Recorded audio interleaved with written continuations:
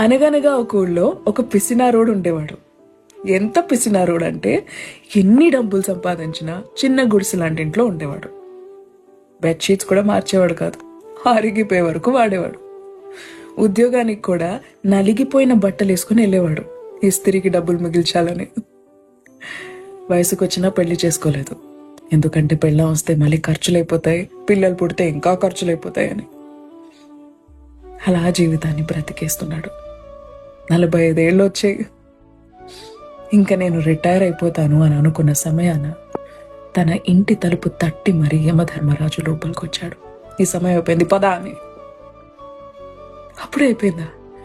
ఇప్పటివరకు నేను ₹1,00,00,000 సంపాదించాను, ఈ డబ్బులు తీసుకుని నాకు కొంచెం ఆయుష్ ఇస్తారా అని అడిగాడు.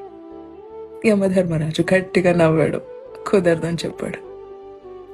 ఒక్క క్షణం సమయం ఇవ్వండి అని ఒక పేపర్ తీసి ఒక చిన్న లెటర్ రాశాడు.